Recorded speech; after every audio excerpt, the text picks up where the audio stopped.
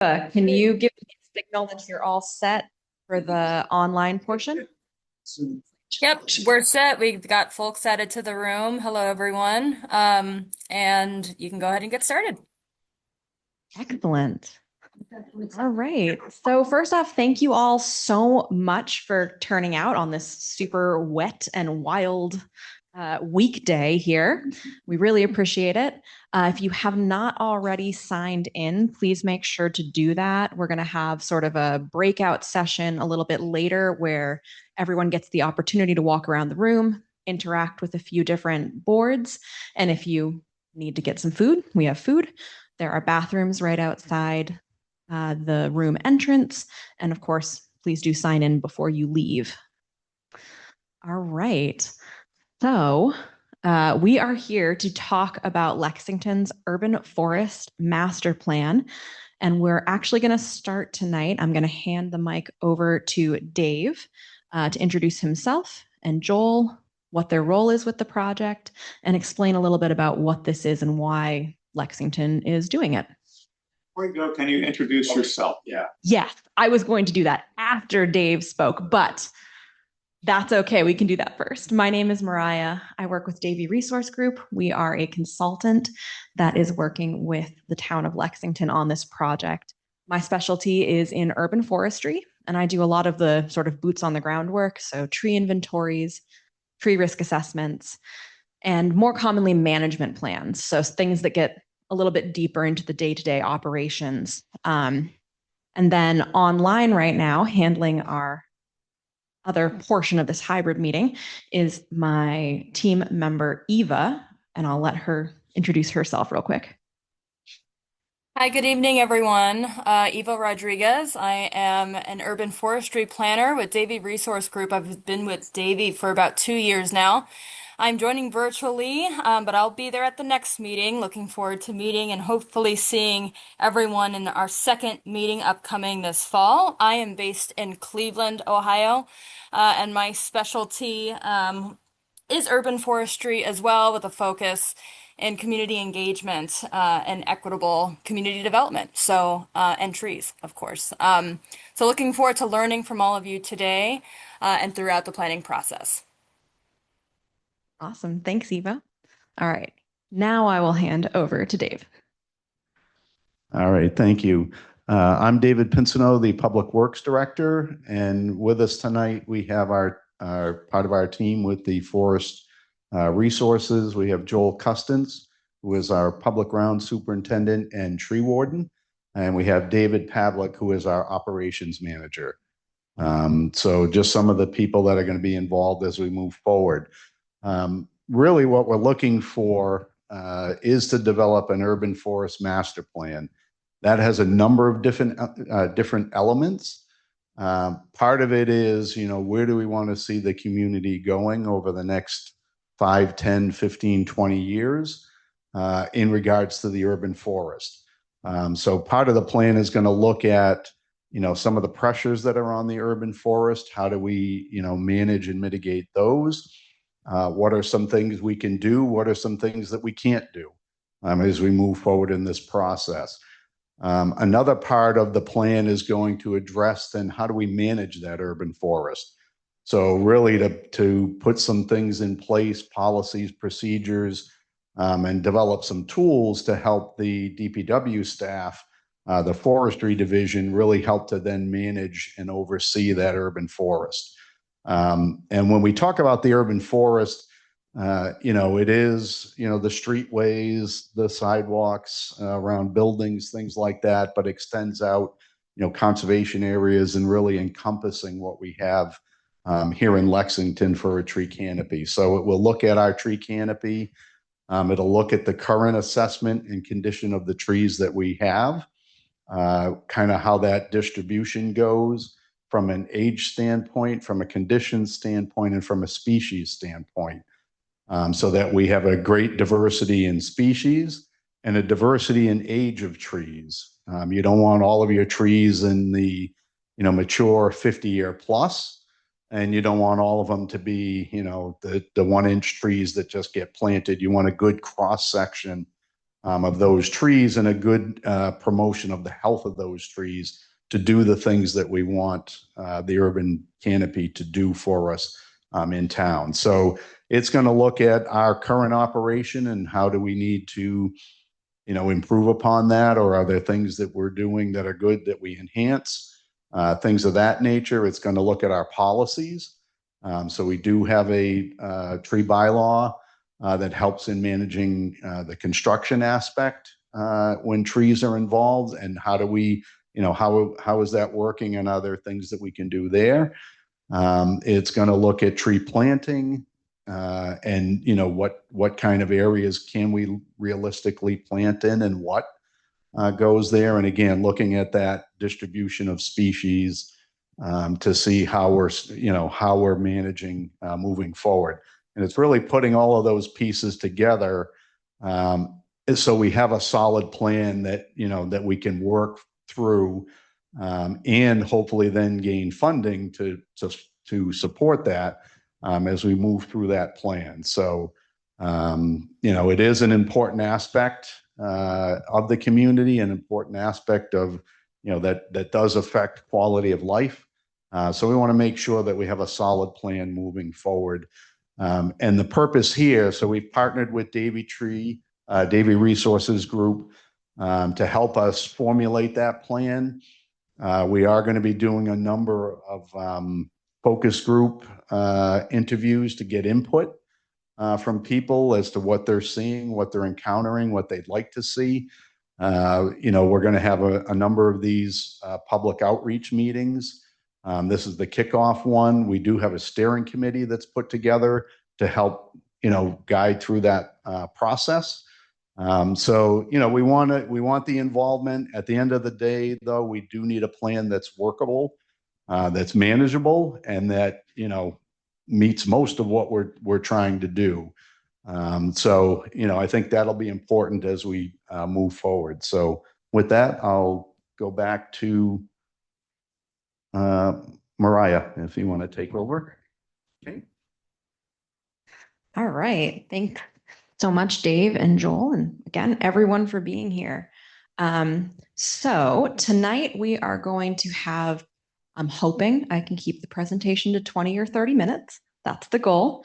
But once you get me talking about trees, sometimes I get a little long-winded. So we'll start talking, Dave just gave a pretty good overview of the whole project, but we'll talk a little bit more about what the planning process is going to look like, including, other ways you can be involved besides just this one meeting. We will talk a little bit about what we've already kind of analyzed in terms of the tree inventory and canopy study. And then, like I mentioned, we've got some boards around the room. So when we get to that point, I'll explain what we would like you to do. That's going to be one of the key ways that we can, gather input tonight.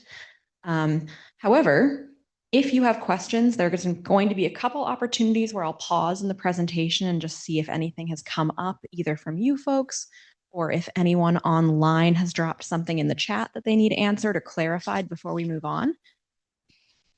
So yeah, if you can just hold questions until I make that opportunity, that hopefully will keep everything moving. I think we've got probably somewhere in the range of like 40 plus people total between here and online. So if we're all asking questions every 5 minutes, could take a long time, and I want to get you guys home to bed. I want to get home to bed. Maria, this is Eva. Just want to share a quick update with the room. We actually have 40 people just online, which is really amazing. So we're so happy everyone's here. That is incredible. Thank you, Eva. All right, we're going to revise that number up. We have more than 40 people, probably about 60. Yeah, so after we've had kind of a little breakout where we take some time with the boards, take some time maybe if you haven't filled out the community survey yet, that would be another great opportunity to do that. We'll reconvene, wrap things up with a nice bow, and then anyone who is like, nope, I'm done, I'm good, you're welcome to depart. If anyone has specific questions, either for me, just in general about trees or about a specific tree, or if you have questions about trees or a specific tree, something that's very Lexington focused, the folks from the DPW and myself will be here for a little extra time for sort of an Ask an Arborist session. All right, so basically, what we are trying to do here is draft an urban forest master plan. And that can encompass a ton of different things. And there's a variety of different types of plans that might involve trees and urban forestry. And this is sort of like the biggest, most comprehensive type of plan that a community can do. We're trying to come up with what Lexington's vision is. So not just Dave's vision, not just one of your visions. We want to know from the whole community, what does the community as a whole value about trees? Where do you think the current program is excelling? Where do you think the current program needs a little bit of improvement? And basically just, what do you want to see in 10, 15, 20 years down the line in terms of the trees in Lexington?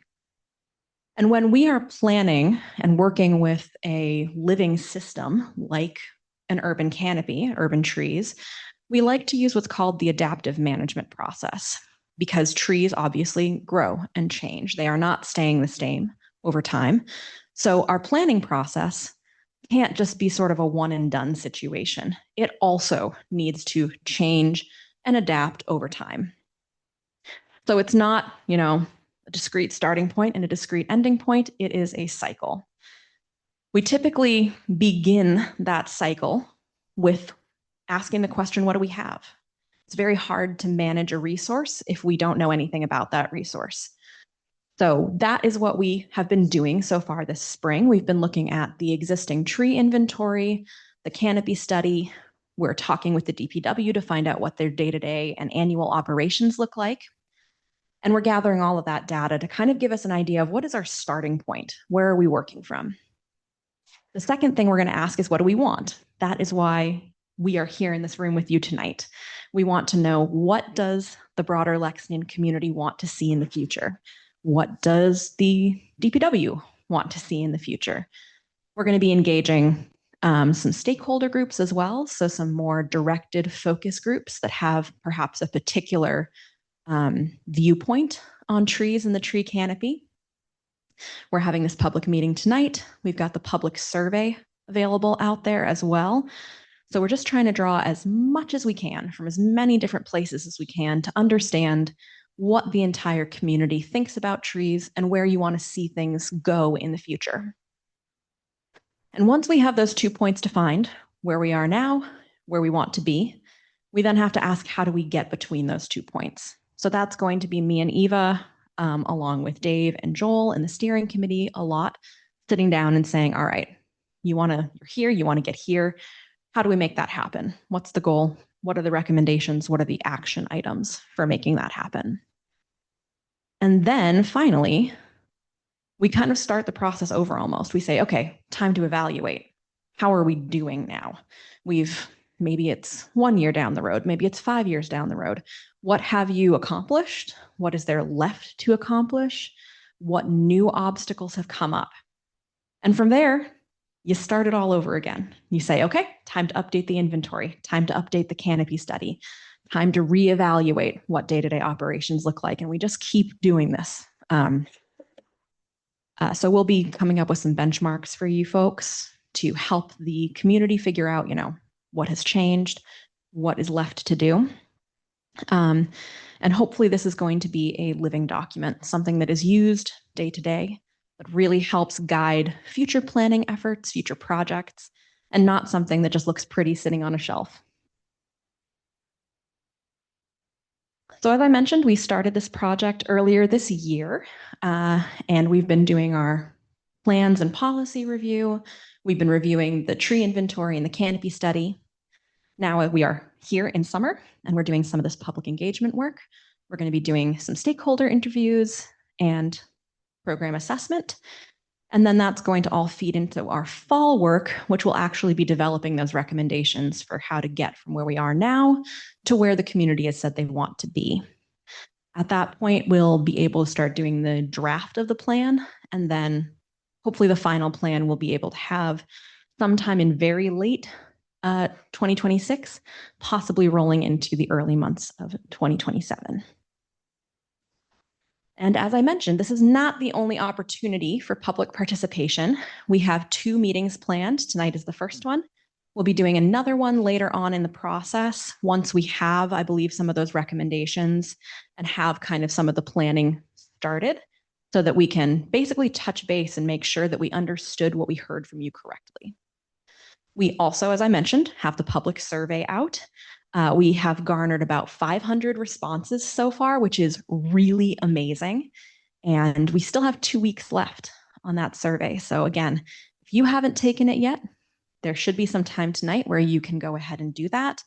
And if you have friends or neighbors or colleagues, heck, if you have enemies, go ahead, share it with them. We want to hear from as many people as possible. And then finally, we will, once we actually have a full draft of the plan, it will be available for public comment. I know that's a little bit of a heavier lift. It involves sitting down with what hopefully won't be too dense a plan, but it might get a little bit technical here and there. So, you can participate in however many of these things you want to, or however few of these things you want to. So as I mentioned, we've got the community survey. It's open until August 14th. And this slide will come back up again later. So this is not your only opportunity to see the QR code. Dave, what is the website where folks can go if they want to see the information about this project and have access to this? So it'll be on the town website, and it should be under the forestry division. But we'll make sure that that link gets, so we have everybody's info here. We'll make sure that that gets publicized. But it is available through the town website. Yeah, excellent. Thank you. Just wanted to make sure people knew this wasn't the only time, the only place you're ever going to be able to access that QR code. All right. So before I move into talking about kind of the current state of Lexington's urban forest, does anyone have questions about the planning process? Yes. Budget, annual budget. Is there going to be any recommendation, comparison to other communities that we view as food communities? Okay, so just in case that was hard to hear online, the question is related to budget and benchmarking the budget that Lexington allocates toward urban forestry against other similar communities. Eva may be able to speak more on this, but in my experience, yes, that is something we do. We look at annual expenditures, annual budget, and we kind of try to say, is this reasonable? Is it really underfunded? Are there places where it could be used more effectively? Anything to add, Eva? You've got it, Mariah. That's the plan. We'll certainly want to benchmark, and I think, if folks have any recommendations on peer cities or communities or towns, certainly pass those ideas along to DPW. We'd love to get some direction from y'all on who we should look at. Excellent. All right, we've got another question from Nancy. You're recording this, and there are many people who want to be here tonight who can't. It's the middle of summer. Is there a way that people can access this and give you feedback because they're not going to do it tonight before the next meeting in the fall? Yes. So again, I'm just going to repeat the question just in case the room's microphones didn't pick it up. We think they probably are doing a good job, but we are recording. Thank you for mentioning that, Nancy. Definitely, I should have mentioned that at the top. The meeting is recorded, and we are going to be posting it again on that website that Dave mentioned. And it sounds like it would probably be a good idea if we put some sort of banner in there that says, if you would like to comment, please do so in this manner. So definitely a good note, Nancy. So just in regards to the budget, the goal is to have this plan adopted by the select board. Once that happens, then we can use pieces of that to put into our budget presentation as to why we are looking for additional funds or why we want to start this program or project. So there's some weight behind that rather than we just saying, oh, we need this. There's going to be that plan that's behind it. So that is the goal. Yeah, thanks, Dave. Yeah, this type of planning is super powerful in showing that, the experts are recommending that you do X, Y, or Z. And in this case, the community is asking that Lexington do X, Y, or Z. So it can be really, really helpful to bring into those budget meetings to advocate for additional funding. All right. Anything from folks online, Eva, before I move on? We just had a quick question about the scope of the survey, including conservation land. I think perhaps as far as the scope of the plan may include some trees within or around conservation land, but I think for the scope of the survey, and I'm just clarifying for the person who asked this question, the scope of the survey is really focused on trees in Lexington generally, as well as kind of a short focus on street trees in Lexington. All right, great. So moving right along, maybe everyone in this meeting is like, I already know what an urban forest is, but it does come up as a question that we get quite a bit. And the very basic definition is just all the trees in an urban area. So all the trees on public land, all the trees on private land. And I've also had people go, well, is my area really urban? We can get into the deep specifics of what makes an area urban or not. However, for the most part, anything east of Worcester in Massachusetts is considered urban.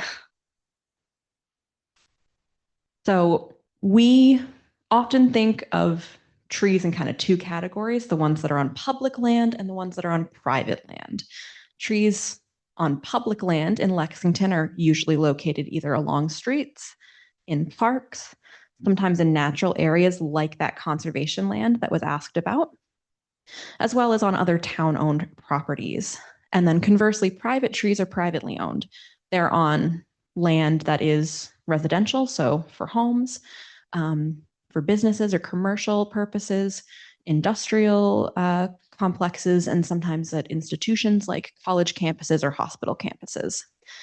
And while we certainly will take input related to private trees, a lot of what we try to focus on and what we're hoping to focus on for this master plan is going to be the public trees.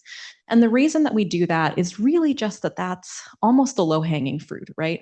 It's the things that the DPW can easily and effectively work on without having to do a lot of additional changing of laws or working with individual landowners or residents to make changes. All right, so now looking just quickly at sort of what we learned looking at the inventory. Lexington conducted a street and park tree inventory in 2 phases. The first started in 2018 and then was concluded in 2021. And in total, 23,215 public trees were inventoried as part of that effort, representing, of course, a very small percentage of the total trees in Lexington. But these are the trees, again, that the DPW has direct control over. And as Dave was alluding to, one of the things we always look at with a population of trees is species diversity. And in Lexington, we have a lot of Norway maple. 17% of the inventoried trees are Norway maples. And this doesn't mean that Lexington is going out there and mass planting these. In fact, most of these were probably planted historically throughout the 1900s. They were a very, very popular street tree, and particularly after both the really big hurricanes in the 1930s that came through and took down a lot of street trees. And again, as we started to lose trees due to things like Dutch elm disease. They were just a very, very popular tree. And back then, we didn't understand as much as we do now about how overplanting a single species of tree can really set you up for problems in the future. So a good way to think about this is just if you get a pest or a disease that comes in and it likes one species of tree, And that's what you planted everywhere. Well, this is a beautiful environment for that pest or disease. It's got tons of housing, it's got tons of food, just a perfect place for it. And it also means that if something were to come in that affects that one species of tree, you're set up to lose a lot of canopy very quickly. So we recommend, just kind of as a general rule of thumb, that no individual species should make up more than 10% of an inventoried tree population. And that is just a benchmark. Some places it's very hard to get to those numbers because there's just not a lot of species of tree that grow in the area. Here in New England, we do have a lot of great diversity that will grow here. So this is something that can just be worked on over time. Lexington is not currently planting Norway maples. They're actually considered invasive in Massachusetts at this point, and they're not permitted to be sold in the state as a result. Unfortunately, you can easily just hop to a different state that doesn't have that regulation and purchase something and plant it, but it means that, you know, they're not being used as mass street plantings anymore. We also then look at genus diversity. So we've got species, which are sort of one type of tree, and then the genus level, we're talking about sort of closely related species of trees. So we categorize, you know, the maples, the oaks, the pines are all examples of different genera. And unsurprisingly, Lexington does have an overabundance of maples. Here we're looking for a 20% benchmark. So we would ideally like to see no genus make up more than 20% of the tree population. Maples making up about 29%. A lot of that's those Norway maples. But if you look down a few, red maple also makes up 6% of Lexington's inventoried tree population. And red maple is a native species that is just so hardy. It's a great street tree. So it's planted quite often as well. So these are just things, again, to think about as we work on over time and to consider when you're looking to plant, not just on a municipal level, but as individual residents. If you're going to plant a tree, maybe look for something other than a maple. And this is just kind of an overview of what I was saying. When you've got a lot of trees of the same species or the same genus, single pest or disease can come through and wipe everything out. We've actually seen that happen a few different times here. First with the chestnut blight. You know, we don't see American chestnut anymore because the chestnut blight came through and wiped them all out. We saw it happen again with Dutch elm disease, and then again with emerald ash borer. So today we are trying to be much more thoughtful with how we plant and what species we plant so we don't set ourselves up for these sorts of problems in the future. And again, as Dave was mentioning, not only do we want to see species and genera diversity, we also want to see age diversity in the urban forest.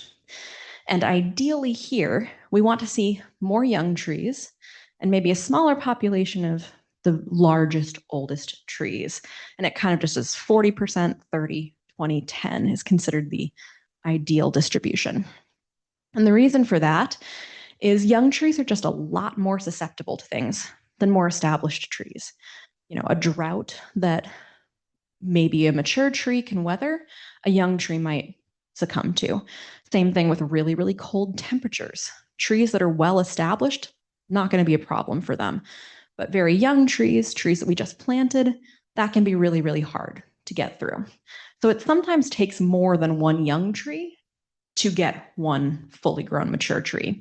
And that's why we would ideally like to see more very young trees in order to get a small population at the end of very mature trees. And in Lexington, that orange line, which is the ideal, maps pretty closely to the actual age distribution seen in the tree inventory. So that is excellent. I never see something that nice. The only place where there's maybe a little bit of discrepancy is when you look at that maturing category. We'd like to see about 20% of the trees fall there, and we're seeing 13%. And that probably is the legacy of decisions that were made 50, 100 years ago. Likely it is representative of a time when Lexington wasn't investing very much in tree planting.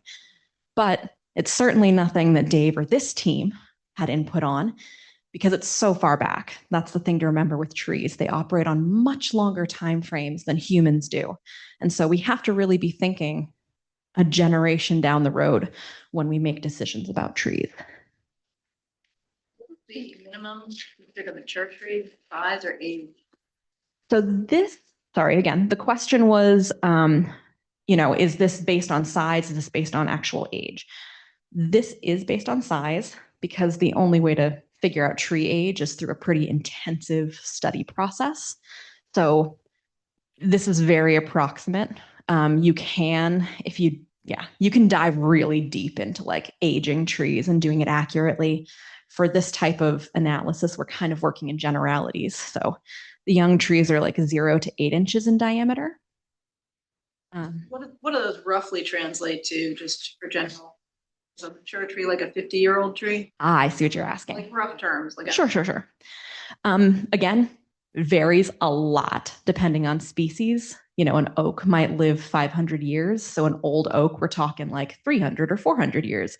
Cherries, on the other hand, much shorter lived. But in general, I would say that young trees, we're talking the little babies you just put in the ground up to maybe 15, 20 years.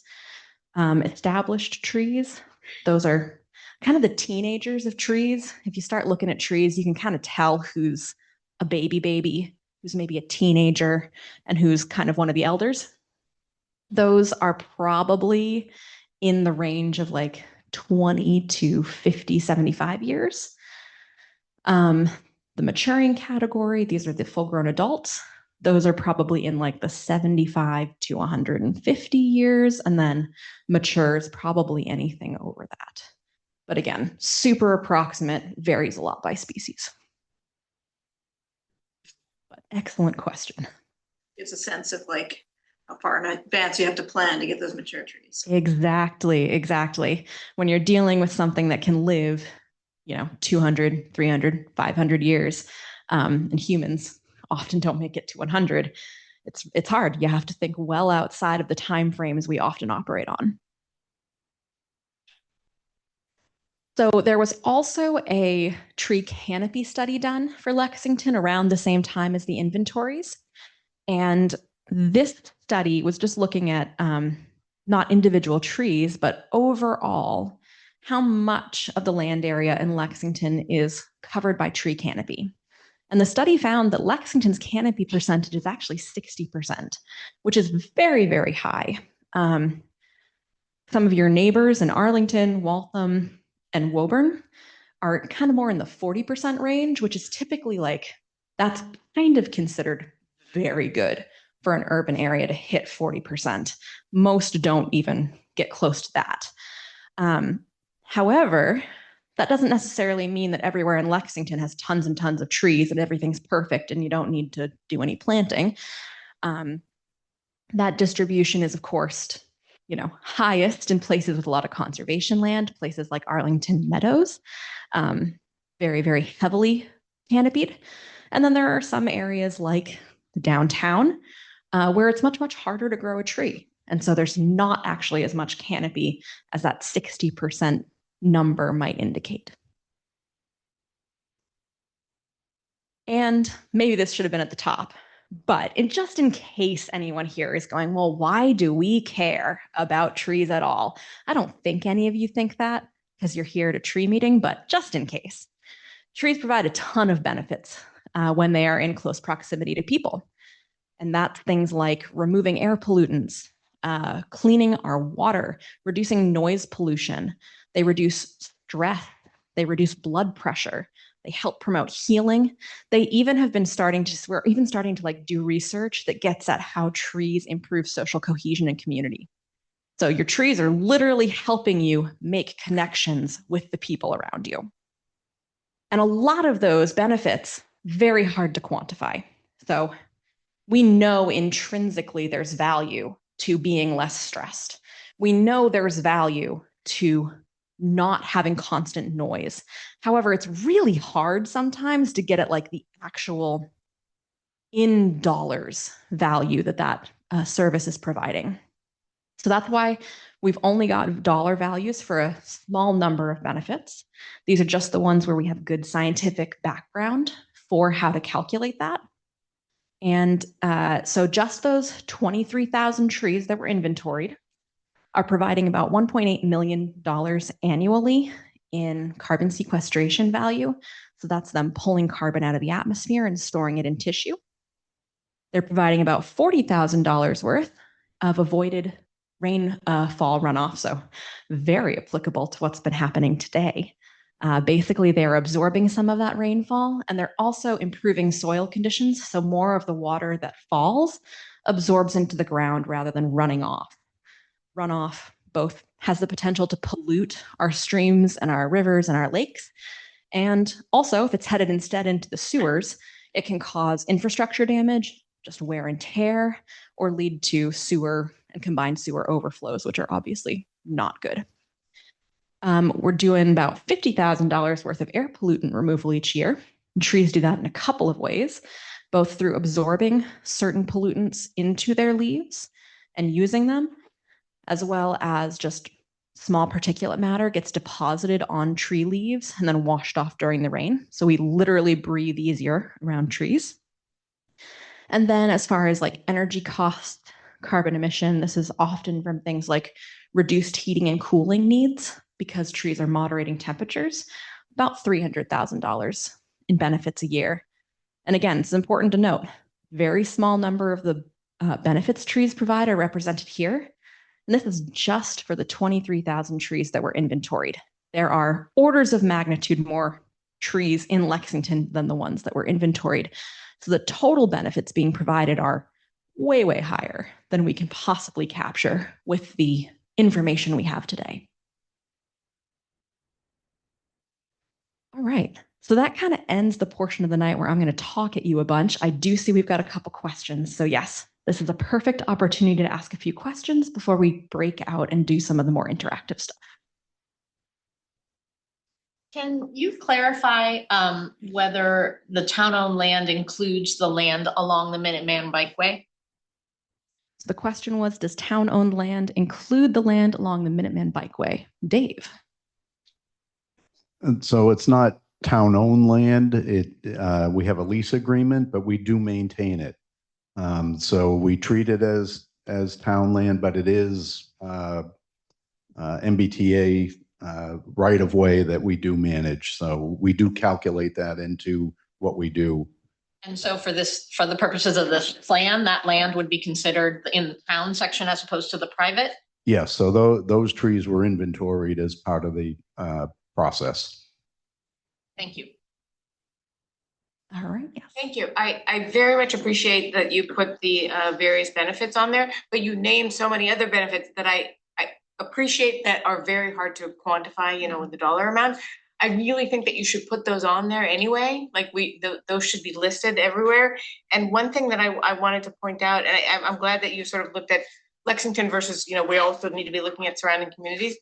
All of those benefits that you mentioned are also benefiting our surrounding communities as well. So it's not just like, oh, all these trees in Lexington are going to only benefit, us in Lexington. So we have to be sort of thinking wider about that too. So I guess so the one question there is, please, or can you add those other benefits to your slide and in the report? Yeah. So, thank you for bringing it up. I don't know that we're going to modify the slides, but we absolutely will be talking about more of the benefits that trees provide in the actual plan. So, and that's actually one of the things you're going to get a chance to talk about when you interact with the boards today is what benefits you think are most important. So yes, lots and lots of benefits that are not, easy to quantify. And as you mentioned, there is massive benefit, even if a neighboring community has lower canopy, to being adjacent to a place like Lexington that does have higher tree canopy, because trees don't care about political boundaries. I have a few questions. The last one was just about the numbers. You said that was just for the subset of trees that were inventoried. Okay, so we can extrapolate out that the actual benefit of the entire town canopy is some order of magnitude greater than that. So that's probably important to remember. But I was also curious about like the stormwater number. Is that actually like gray infrastructure substitutional numbers, or like how are those numbers calculated? What does it represent? Is there like a taxpayer cost that people will start bearing if these trees are removed, or does it work in some other way? That is a very good question. And it probably is it's certainly not a question that I have an easy answer to right now. These benefits were calculated using a suite of tools called iTree Eco, right? You nodding. Values the trees pretty significant. I agree. I agree. And the reason I think that it's set up that way is that we want to be giving conservative numbers that we can defend.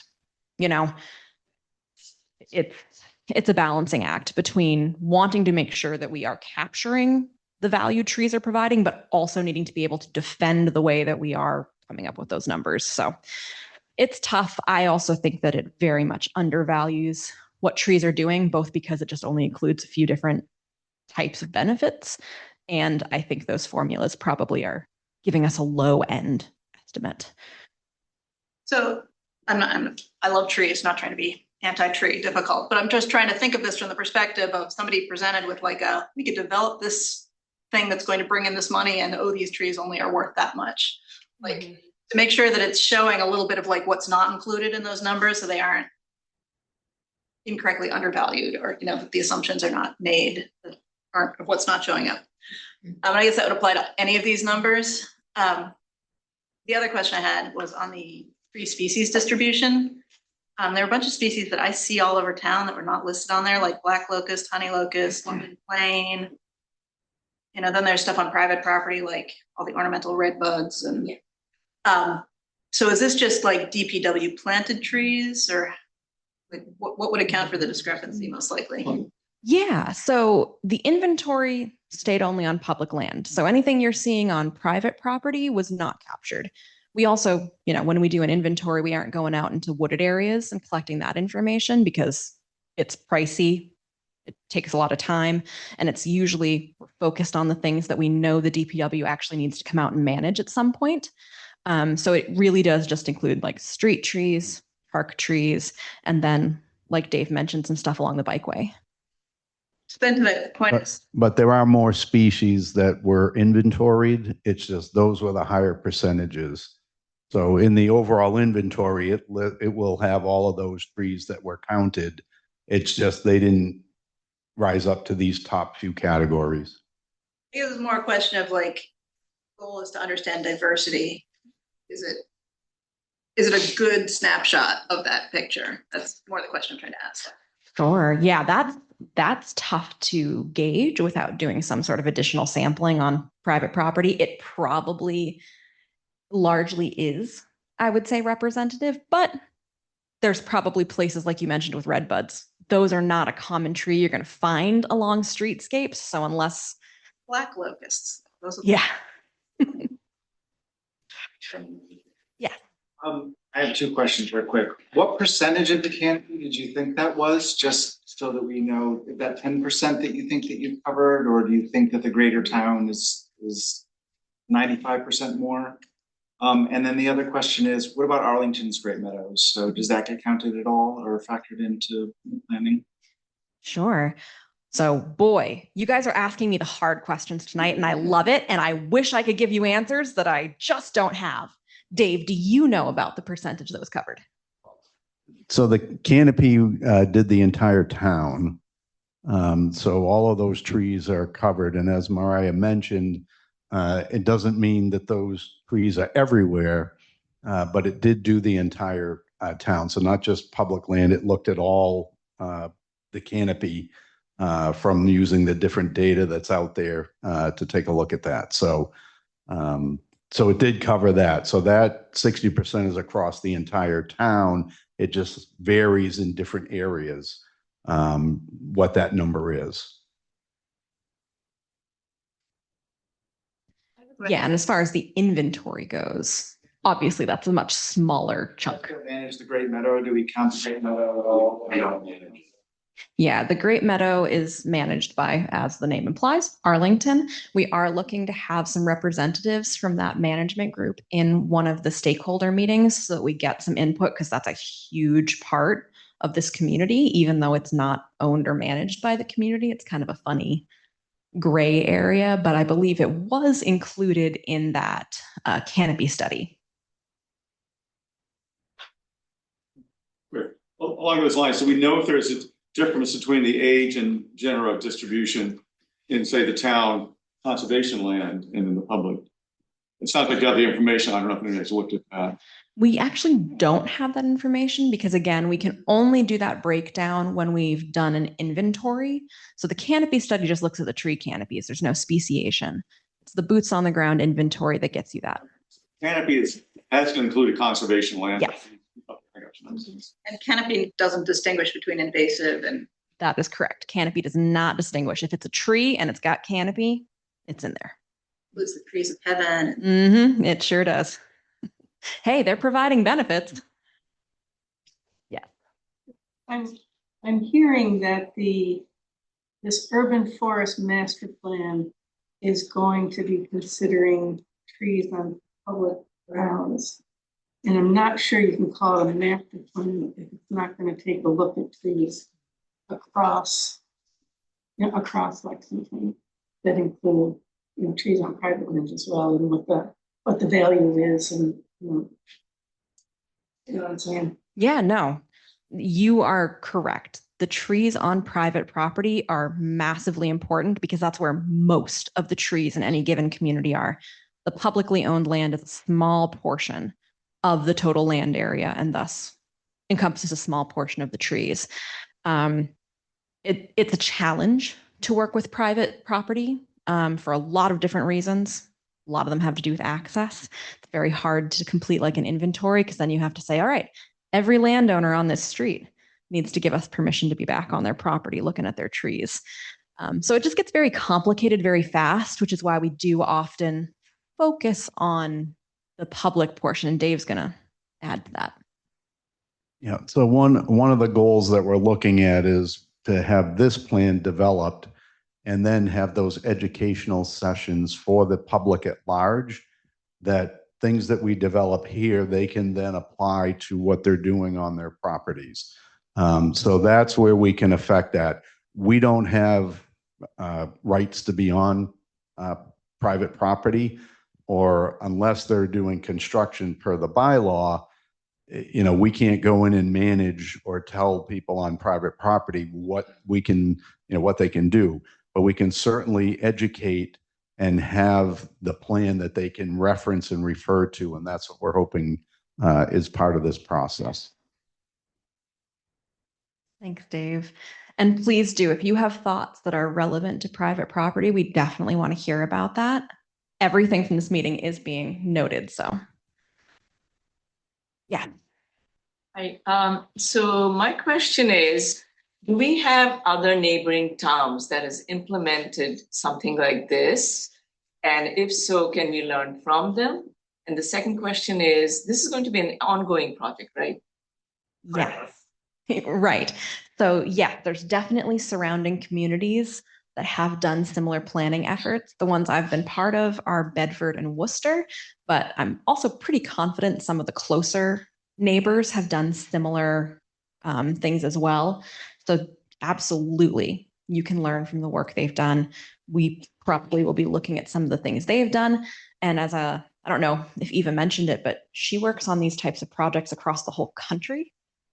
So she's bringing her experience of doing this type of work in municipalities, in California and Texas and lots and lots of other places as well. So we can all learn from the same process. And sorry, what was your second question? Second question, it's not a question, it's just a remark that this is going to be an ongoing thing forever. Yes. The idea is that the tree canopy never stops growing and changing. So similarly, the management and the planning for management can never stop growing and changing over time. All right. Anybody else that had a question? Sorry, just before I glue back. Okay. Yes. Some follow-up to Alicia's question. It seems like it's the core tension with this whole project. And that's something I've been wondering about since I first heard is you can't is there a way to get like a lower fidelity, like aerial satellite inventory approximation that's going to be basically like better information than a detailed street inventory as far as like understanding our canopy status. Like, does trying to actually track all the street trees really help us in any way other than keeping track of just like maintenance? Yeah, largely the reason that we do detailed inventory does have to do with maintenance. There are definitely methods out there for doing things that do a little bit less of kind of like the speciation, but a little bit more in terms of, where's their canopy health issues, where is their canopy, where is there not. Certainly, it's things that could be looked into in the future. It's not within the scope of this project to do any of that additional data gathering at this point, but definitely a thing that you could potentially look into for future planning efforts. All right, Eva, anybody online have questions that we should get to?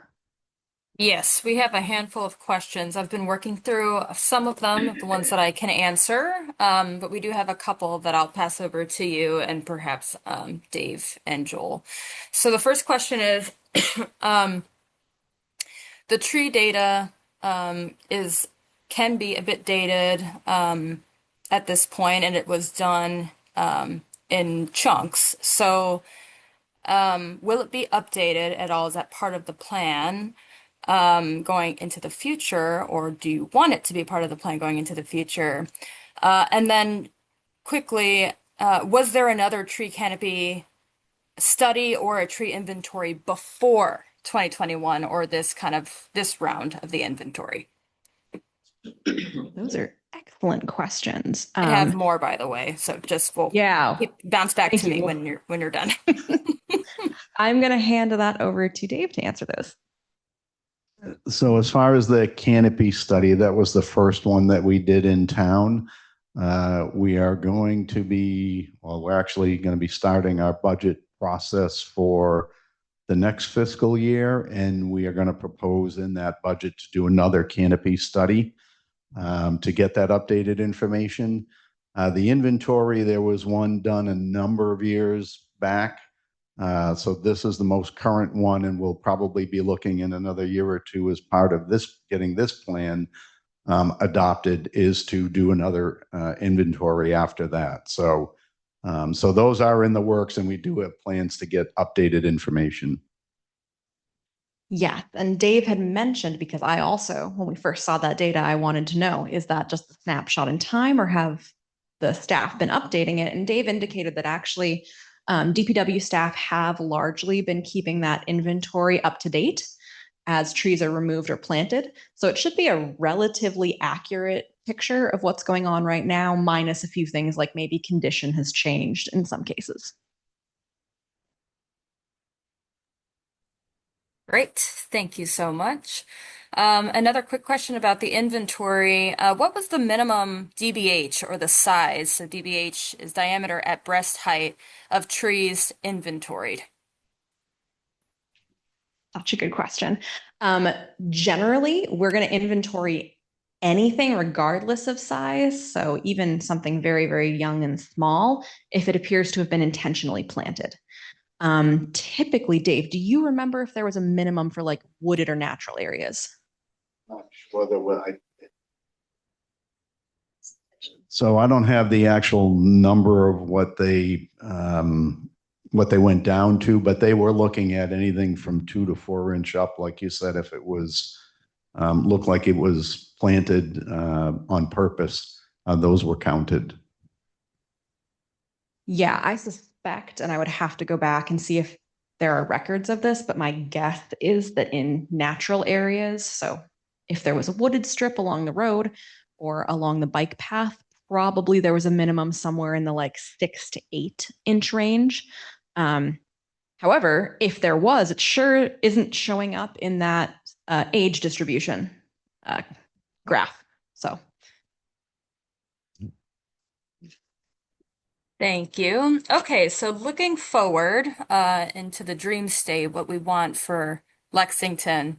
A comment was made about how street trees and utilities are often in competition with each other, with trees being lost or what we hear often butchered due to utility companies kind of hard pruning for safety purposes and to maintain services. Will this plan, and does the town of Lexington want to be looking at the kinds of trees that can restore street tree canopy? Do you have thoughts on that, Dave? Yes, so we will look at all of those factors moving forward. We always try to do right tree in the right place.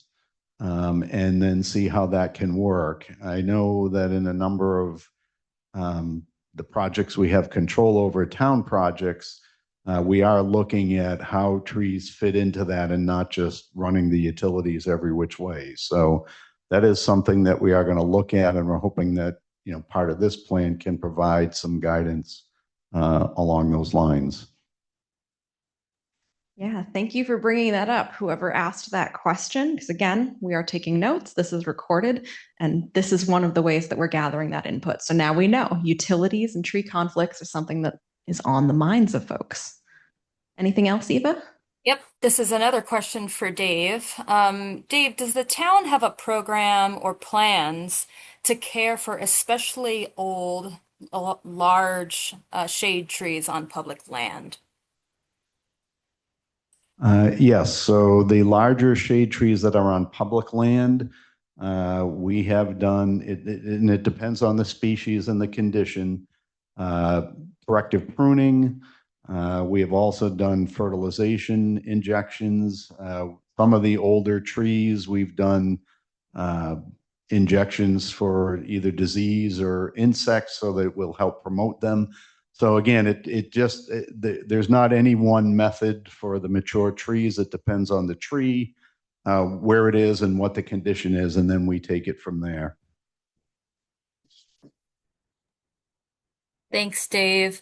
Yeah, I'd say that's the bulk of the questions that kind of weren't already answered in some way, but I'm working through in the comments any other questions that we haven't resolved. So I'll pass it back to you guys. Awesome. Looks like we've got a couple more questions that came up in the room. Some of those triggered another thought. A really key part of this plan is the DPW's urban forest management plan. But this is a master plan. And so we want to be looking at what does the town want? And so thinking about, I know laws are hard to deal with, but that's part of what we do is we propose changes to the tree bylaw. It would be very helpful to know what the town wants when the tree committee starts thinking about whether we need to make changes. So I would encourage you to try to capture that information as much as possible. Just what degree of regulation do residents want?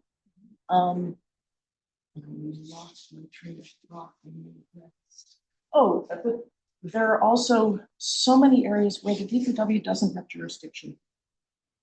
And how does this plan capture that and make recommendations? Again, you guys are asking great questions. You're asking hard questions. To your point of this being a master plan, we actually are doing something that's kind of a hybrid between a management plan and a master plan. So there's going to be parts of this that get a little bit more deeply than a usual master plan might into the day-to-day management. While at the same time wanting to capture that bigger, broader vision. Yeah. I mean, can I add something? Yeah. Can I add something, Maria?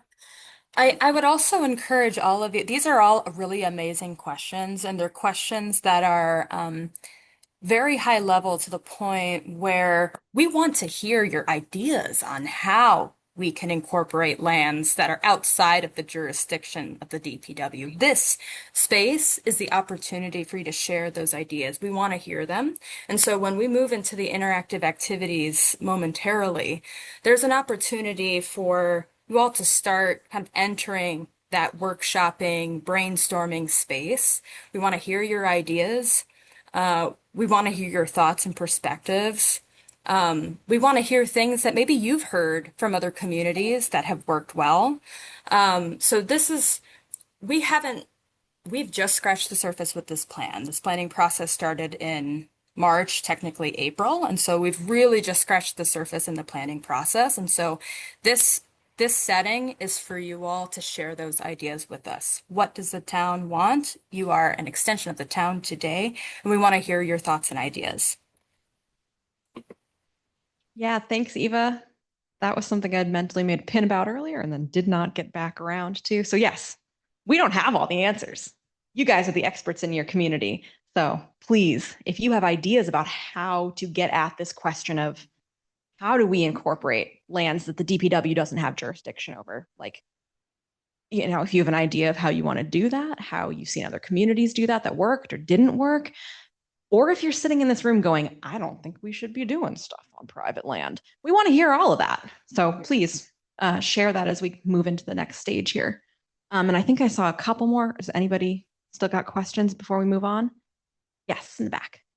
Just an observation, and maybe just to flag this if it's not something that you were thinking about. I've noticed in our community that we've lost a lot of street trees because of construction. So that, you know, for whatever purposes, the way the trucks and the access to the private property was managed resulted in the street trees ultimately dying. So I don't know if that is something that you've already flagged as part of a management plan, but I just wanted to mention that as I don't. Yeah, thank you for that. Like Eva said, we started this just a couple months ago, so we're learning your community as we go, and everything you can share with us is super, super valuable. All right. I'm going to move us into the next phase of the meeting because everybody's now been sitting for like a whole hour, so it's time to get up and move. So the primary way we're going to structure this is the folks who are online are going to drop into like a separate group for a little bit with Eva. We'll be out for about 20 to 30 minutes, and then we'll reconvene at, let's say, about 8:30 to wrap things up. For those who are here in the room, we've got 3 different stations around the room. There are these boards on the easels. Each one has some sticky dots, some sticky notes, and some pens. And I'm just going to go through quickly what we're looking for in terms of like interaction with the boards. So one of the boards asks about tree benefits and which benefits you feel are the most important. And you can mark as many as you think. You know, there's no limit to the number you can mark. We've listed out 12 that you'll see on the board. They include increasing property values, reducing noise, reducing stormwater runoff, beautifying neighborhoods, creating shade, providing privacy, saving energy costs, improving health, reducing air pollution, reducing crime, providing wildlife habitat, and slowing traffic. But if your favorite benefit is not among the ones we put on that board, because there are more out there, feel free to write it on a Post-it note and stick it on there. And then other people, if you're like, oh yeah, I like that one too, put your sticky on there, your sticky dot. All right, come on, there we go. We also want to know about the negative side of trees. So I suspect this is probably a pretty pro-tree room of people, but we do want to know, like, there are challenges to living around trees, and we want to know which of those are most concerning to folks. So we have a question about what are the downsides and which do you think are the most concerning to you? So again, we've got about 11 on this board. They can be blocking sunlight, causing damage, being messy, dropping leaves, seeds, or fruit, causing damage to utilities, blocking signs or visibility, damaging sidewalks and streets, providing places for bad actors to hide. They require water and maintenance. They can pose a threat during storms. They can block storm drains, or just that they're expensive to maintain. And again, if something that you feel is a real challenge, a sticking point, a drawback, either for you or for people you've spoken to, feel free to add it on a sticky note. And again, if other folks read it and vibe with it, they can put their little sticky dot on your sticky note. And then finally, the third board is a little bit more open-ended. And I don't know why my computer is suddenly not wanting to advance slides. There we go. And we just kind of want to know, what are you noticing about trees in your neighborhood? So this comment earlier about, we've lost a lot of street trees. Perfect place for that. This is also just a great spot if you have other thoughts. Write them on a sticky note and post it on that board. Is there anything that's unclear about that? Any questions about how we're handling it? Said you're looking for ideas. Where do we put those? Yeah. So yeah, not everything fits into those categories. Feel free to just do a sticky note and stick it on any of the boards if you have other thoughts or comments or ideas. That's still super helpful, and we'll just be going through all of it anyway. Yeah, if we got deep into it, we could have like 50 boards. And actually, that brings up a good point. There, I believe, is an opportunity in the community survey. I think we have an open, Eva, correct me if I'm wrong, but I believe we have an open-ended question in there about just, is there anything else you want to tell us? So that's another great venue if you haven't taken this survey yet, to just, share anything you want to, as well as there's a lot more questions on there. So yes, let's break out for about 20 minutes until 8:30. I'll leave this up on the board or up on the projector. So if you get done with the boards, or if there's a mob around a board and you're like, ugh, I'll just wait till people are done, and you haven't taken the survey yet, feel free to use the QR code and go ahead and take that survey. And yeah, feel free to eat sandwiches too. All right, Mariah, we're jumping in a breakout room, and we will see you all at 8:30. Top three, that was that. The answer for the question.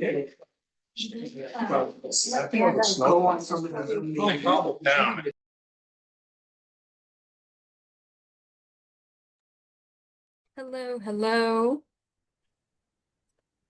Hello. Hi, everyone. Thanks so much for joining in and for all of your comments. Awesome. Yeah, we've got a big room of folks here today. And so for the next 20 or so minutes, I acknowledge that with potentially 40 people in this room, maybe not everyone will have the opportunity to talk, but we'll try to get through as many folks as possible. Additionally, as Mariah mentioned, if you didn't get the chance to talk in these 20 minutes, I highly encourage folks to fill out the survey. If you've already filled out the survey but have new ideas, fill it out again. We'd love to hear from you again.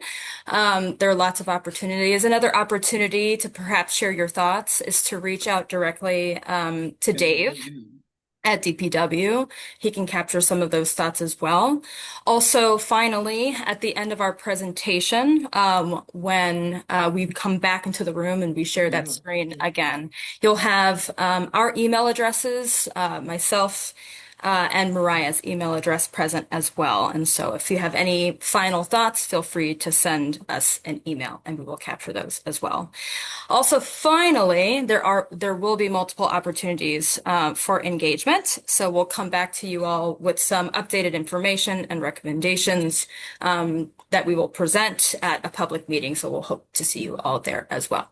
Okay, to start, I believe I see some folks are unmuted. That's good. I know in the actual presentation, you're unable to unmute, but just confirming that everyone has the ability to unmute and mute themselves again. Okay, yeah, I see folks coming on and off. Perfect. Okay, great. So we'll start very quickly. We talked about the benefits of trees. Trees add value to properties. They help siphon off stormwater runoff. They can even help with aggressive winds. They save us energy.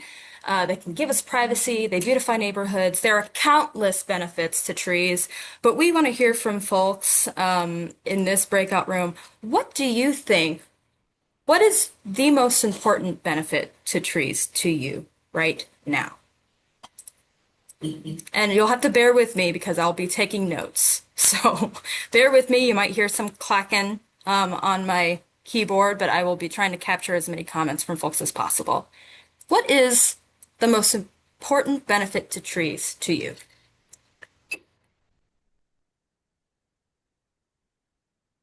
I'll start. I think habitat for wildlife is super important. Yep. Thank you. Carbon sequestration. Carbon sequestration, Beautified neighborhood. beautify. Mental health. Shade, mental health, Cooling. cooling. Mm-hmm. climate control. Thank you. Yeah.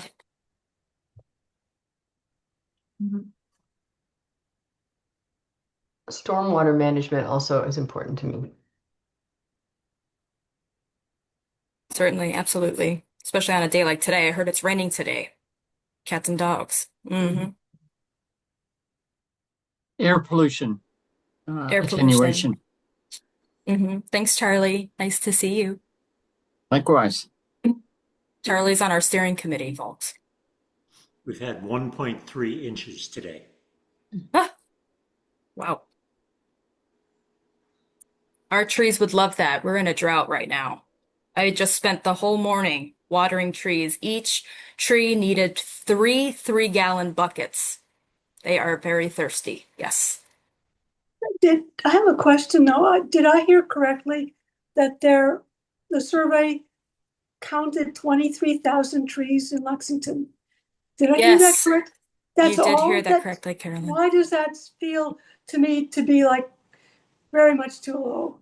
Yeah, because it probably is way lower than the number of trees that are actually in Lexington. It's important to note that the inventory only captured trees on public land, and so that comprises land owned by the town, street right-of-ways, parks, and other lands that the town manages. So any land that is private, meaning owned privately, those trees were not included in this inventory. I will say, and we've heard quite a bit already today, questions as to why those private trees were not included. And that was just simply probably a variety of reasons. It could have been funding, it could have been just focused on kind of that maintenance need, like what does the town have jurisdiction over and what can the town actually control. However, there are such things as full, complete inventories of inventorying every single tree in the community. That is possible.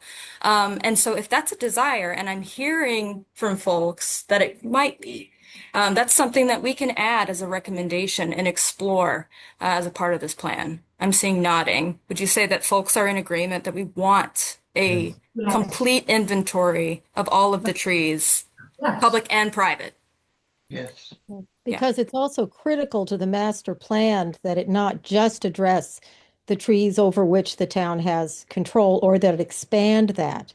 I think for me and many of us who've made comments, some of our biggest concerns are about what's happening to trees on private property. And if that's kept out of the master plan, then a great deal is lost. Yep. Yeah, that's an excellent point. And, I will say that private trees will absolutely not be left out of the master plan.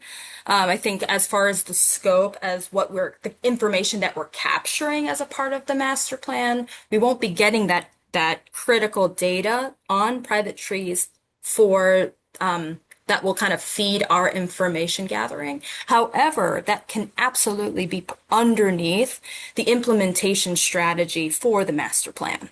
And so we definitely want to capture those things. Olga.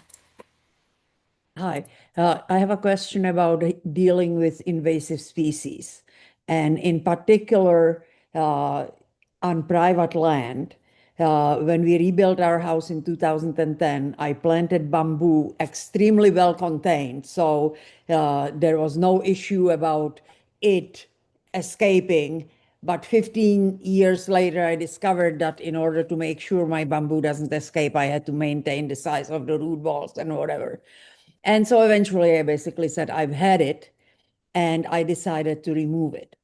One of the things I was hoping to do is to have a contractor dig it up and drop it off at the DPW facility at Hartwell, where they probably ought to be able to collect other invasive species and either send them to whatever facility that has hot enough composting that can basically kill the invasive species reproductive way of continuing to live, or take it to the incinerator.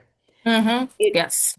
It turns out that there is no such ability for a resident to do for the DPW. So what I have done is I have actually decided that for very cheap, I could hire a private contractor who was going to do what you normally do when you have trash in your yard. You put it in a bag and they weigh it by the pound and then take it away. And that was super cheap. And the reason I didn't go that route is because I have multiple times on our many trips to Maine seen illegal dumping of plant matter along highways.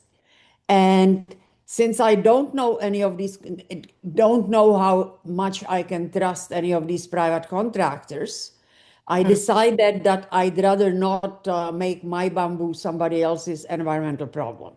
Okay. So what I'm doing now is I'm cutting the, I don't know how many 1,000 pounds of bamboo roots with soil and stuff into 45-pound chunks and putting them in our trash, because I know that our town trash collector actually does take it to the incinerator. And so I'm confident that I will not cause a invasive bamboo problem somewhere else. But A, it's incredibly miserable experience, and B, there are better environmental solutions. And I think that part of the master plan has to be a way for both the town, but also for private citizens to somehow have space where they can pay to deliver their invasive species. And then the town, using their knowledge and resources, figures out how to environmentally responsibly get rid of these invasive species. Because I know we don't have any of the other invasive species yet, but they're across the street and they're coming. Yes, thank you so much, Olga. We've captured that. That's a really interesting idea and one that we've seen works well in other communities. So we can certainly explore that. Before we take other questions or thoughts or kind of long form experiences with trees, I want to make sure we capture any additional benefits that folks feel are particularly important that trees provide before we move on. One of the things that one of the things that I want to talk about is what are local trees versus invasives. I mean, we have some Norway maple and burning bush that shouldn't be in our yard. Okay, let's hold that. Let's hold that thought, sir, before we move on to that. Hold that thought. Any other benefits? Amy, I saw you go off mute. Any other benefits that are particularly important to folks? No, I was going to talk about some concerns. I'll wait until later. Okay, great. Thank you. Can I add something?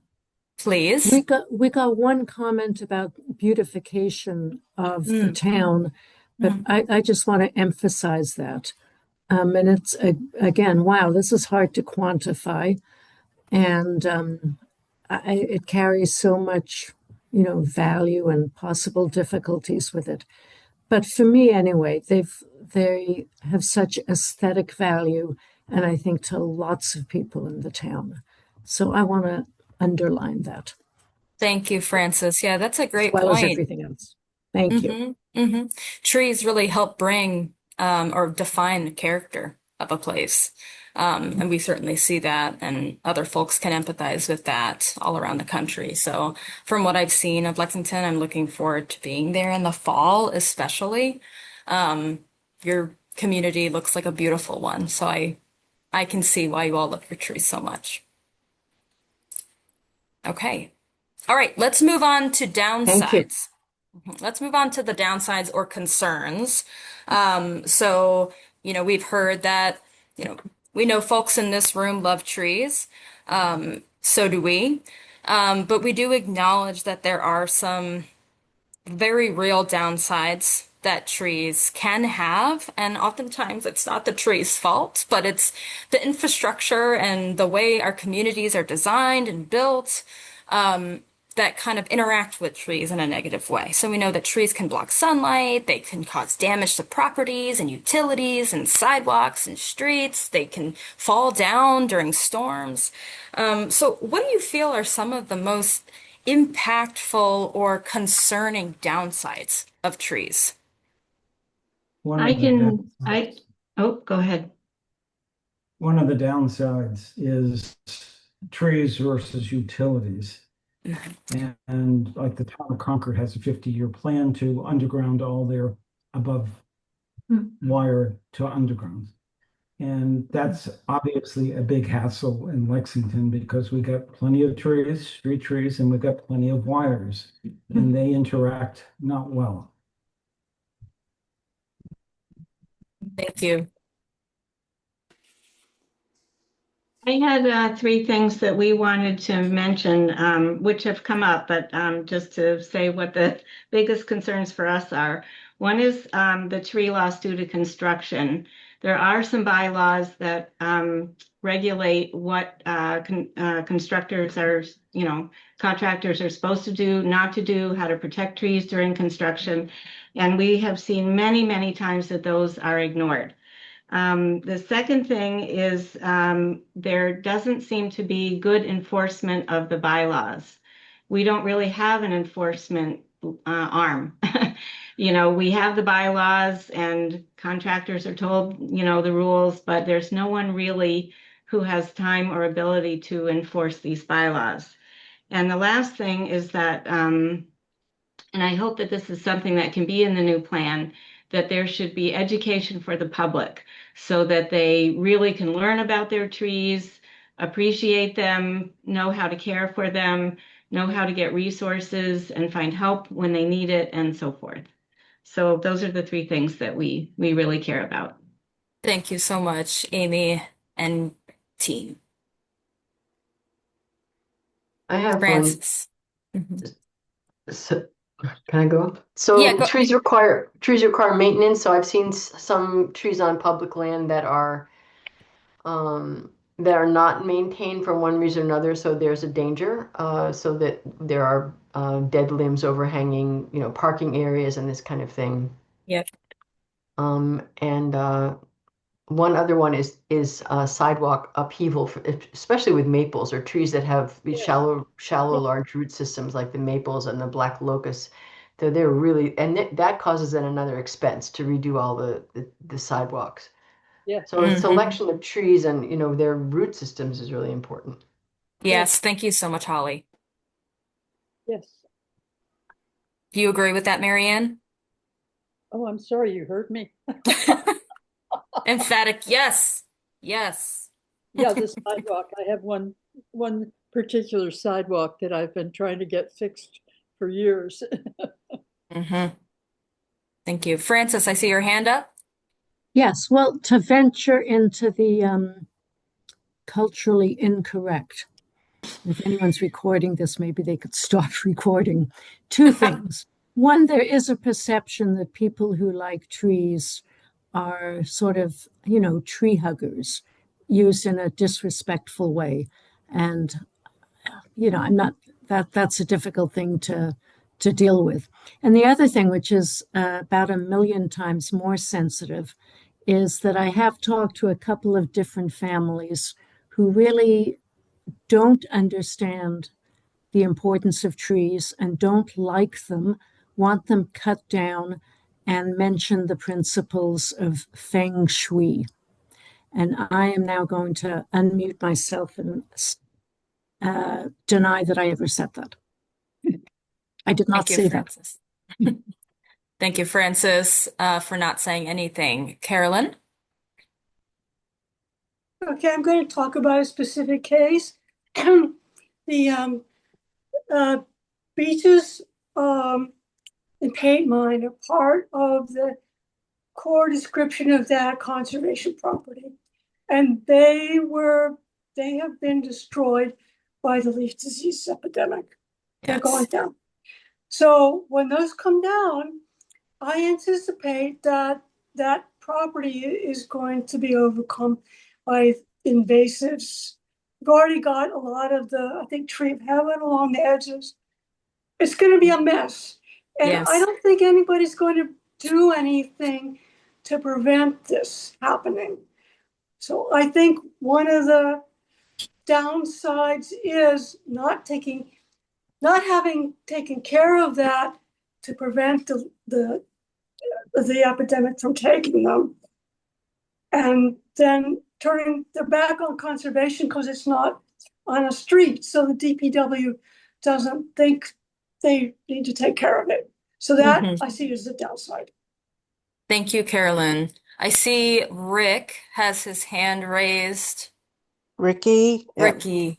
Yeah, I just wanted to flip your comment on trees blocking sunlight being a negative thing, because in these days of increased heat, trees are absolutely so important. If you walk down a street on a hot, blistering hot day and you get under a tree, immediately it drops like 15 to 20. It's just unbelievable what a tree does, and we will need all of those trees as life gets hotter and hotter. So Thank you for I that, needed to Ricky. flip that the other way. Yes, yes. You'd be surprised how many times we hear from communities that they don't like trees because they block their yard. That's one of the most popular downsides that we hear from community members.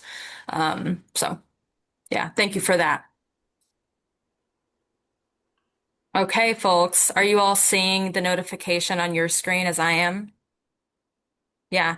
Okay. So we are about wrapped. We're going to join the group back again. Thank you all so much for your comments. I know you all have so many more. And so I greatly encourage you all to complete the survey if you haven't already. If you have, please feel free to resubmit. There are lots of opportunities to just submit a comment. You could just skip through all of the questions if you've already filled it out, and you can write in a comment. We look at every single comment. We've gotten over 500. So we want to hear your thoughts and your comments. We also want to see you in future community meetings, and we hope that every single one of you will have the opportunity to review the draft plan when it comes out. So thank you all so much for your contributions. It was nice to see the dedicated tree ambassadors of Lexington. And I look forward to meeting all of you when I'm there in the fall. All right, we're joining back again. Thanks so much. Thank you. Thank you.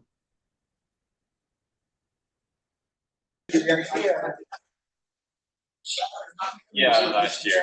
Yeah, she spent a lot of time wanting to probably get everybody back.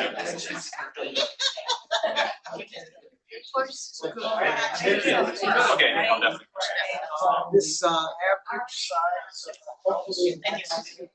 All right, folks.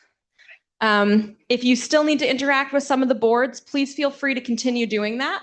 But we're going to go ahead and continue onward and look to kind of wrap up the evening. My next door neighbor's got a lot of house, and the population is not growing proportionate. All right. So honestly, I don't have much more to say at this point. We're super grateful that everybody turned out, both online and in person. Like I said before, we've been taking notes. We've got the recording. We've got all of your the chat questions. We've got everything that you put on the boards. We're going to be using all of that information, synthesizing it, and coming up with kind of like overall, what's the consensus about trees in Lexington? Again, we've got a few more opportunities for public engagement coming up in the future. We got 2 more weeks on that survey. We've got another public meeting that'll come up, and we've got the opportunity to review the draft plan once it is created. for, the most up-to-date stuff, head to the website that Dave mentioned. I did just want to mention too, we do have a steering committee. So, we're having these meetings, but every meeting we can't have always the public at large. So there is a steering committee made up of your peers from different groups, tree committee, sustainability, conservation. So there is a broader group that it will meet more often as part of that process. So just so you know, so it's not just, we're not just limiting it to these meetings, but we can't always have all, everybody participating. So, but your peers, your neighbors are on a steering committee. Yeah. All right. Anything that I'm missing, Eva, before we turn everyone loose for the night? You're good. I think we had some really great discussion and an eager group of folks in our breakout room. And so just as Dave said to everyone joining online, your peers are with us as a part of this process and we'll be reviewing everything that we're doing as a part of this planning process. So we encourage you to, continue to stay connected via the town. And the town's communication channels, and continue to share your thoughts in any and all ways. So thanks so much. Yes, got a question. Any more questions? Sure thing. So Lexington's not an island, obviously. And I'm wondering how we think about tree canopy on a more regional basis. In particular, how do we trade off? And this has to do more with private land than public land, although we are in the middle of developing some public land for housing. And so the question is, thinking about removing trees to build a 20-unit condominium development in Lexington versus removing trees, say in Harvard, Massachusetts, to build 20 single-family homes. Clearly the latter case, we're removing many, many more trees. So do we think about tree canopy at a regional level, or do we just focus on our little island here? Again, these are amazing questions. As far as like the management plan and master planning process goes, we definitely will be benchmarking against similar communities, against other communities in the region. But, maybe this is a recommendation in the plan. Maybe this is something, if the broader community in Lexington is also saying, hey, we need to be thinking not just about what's happening in our one community, we need to be looking to our neighbors and figuring out ways to create synergistic management practices across communities. If it's not already on a sticky note, you know what to do. Absolutely. Yeah. Will you be publishing the roster of the steering committee? Who's on it? Yeah. We'll work on making sure that's up on the website so that folks can see who's on there. So you know who to reach out to if you have questions or things that need to get brought. All right. All right. No, I have. Okay. Last question. So we have a lot of condominiums being built on Hartwell Avenue, and there's hardly any trees on that road. So are we planning on a massive scale to plant on Hartwell Avenue?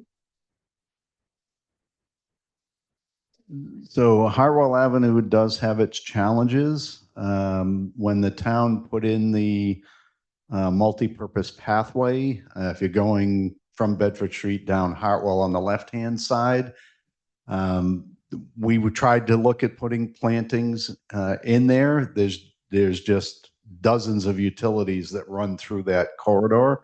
So a little more difficult. So one of the things that we're doing is we are reaching out to the businesses there and seeing if they're willing to plant on their property, similar to the setback program that we have for residential. We're trying to see if we can work something out, because once you clear where the utility corridor is, then there's room in there and they have wide open spaces there. So we are going to be working with them to try to see if we can't get them to plant, or we plant trees that then they maintain afterwards. So that is something we are looking at, but it is a difficult corridor because of the number of utilities that lead all the way down to Hanscom. So if we're doing a bridge project down there. And if you looked at, it wasn't as simple as replacing the bridge. There were, I don't know how many communication lines, electrical lines, you name it, that run across that bridge that go all the way down to Hanscom. So we are looking at that and looking at ways that we can try to work with the neighboring businesses to get trees in that area. But right now it's in that planning stage. Thank you. All right. Yeah. Again, if you have more thoughts, you can either reach out to a member of the steering committee. You can drop us another sticky note on your way out. You can respond to that community survey. And yeah, everybody do your best to stay dry and have a great night. If you have questions that are more generally about, like, not about this process, but a tree that you know about, trees in general, trees in Lexington, Dave and I and the other DPW folks will be here for a few more minutes if you want to ask those on your way out. All right. Thanks all. Thank you. Thank you. At least one of the developments brand was national school. Pull back the trees. Oh, very nice. So in front of that one, at least, they're gonna plant a tree. What, I don't know about the, I don't know what happens. The next one. And it looks dark right now. Oh, it's dark for years. Yeah. What out there is, yeah, that's true, because IBM was there, I used to work on auto hardware. And for many, many years, Charles. Oh, you worked with Charles? Many years. 8 years. Interesting. He was our VP at Wang Labs. And then. No, I was your VP of Data Charles. No, Wang Labs. Weren't you in Wang Labs? I was at Wang Labs. Yeah, but I was at Wang Labs for a long. Of course. I remember you. Yeah, I was like 12 years. The best 12 years of my life. It was one of the best 12 years